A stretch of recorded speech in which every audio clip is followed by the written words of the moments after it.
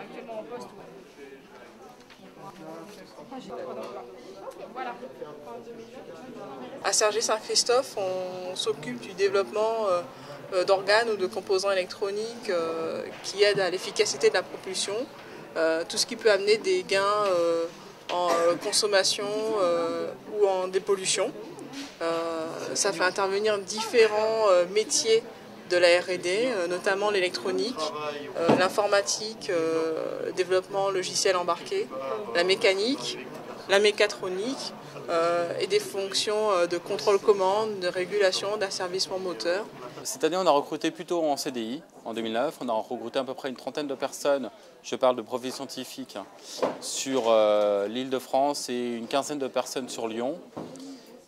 L'année 2010 devrait être à peu près dans le même ordre, dans le même schéma, avec oui, entre 30 et 50 recrutements en CDI pour la partie scientifique et innovation en qualité de consultant.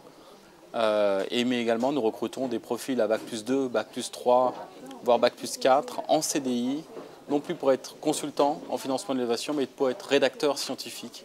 C'est des personnes qui vont rédiger des notes de synthèse sur les projets innovants. Là, aujourd'hui, on n'a pas beaucoup vu de ces profils-là et pourtant, c'est ce qui nous intéresse également.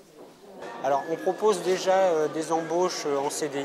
Donc, on a quelques postes qui sont ouverts à ce jour, mais bon, ça évolue tous les jours. Et puis, généralement, les stagiaires qui donnent satisfaction en fin de leur stage de fin d'études, dans la mesure où on a des ouvertures de postes, eh bien, on espère bien les garder. Ce qu'on apprécie chez les candidats, c'est qu'ils aient une certaine sensibilité produit, qu'ils sachent faire preuve d'initiative et prendre des décisions. Sa curiosité, puisqu'il faut avoir une curiosité scientifique pour s'intéresser à tous les projets innovants des entreprises. Dans le CV d'un jeune diplômé, on regarde les stages et les expériences qu'il a pu avoir au cours de son cursus, pour savoir si ça se rapproche du domaine qu'on recherche. Je pense que c'est surtout leur motivation à vouloir intégrer une entreprise qui travaille dans un milieu très spécifique. Les questions qu'il va poser, l'ouverture d'esprit, la connaissance au préalable de notre société, savoir s'il a eu le temps d'aller se renseigner sur le site internet. On peut très bien discuter avec les entreprises, se renseigner pour les formations futures qu'on souhaite faire.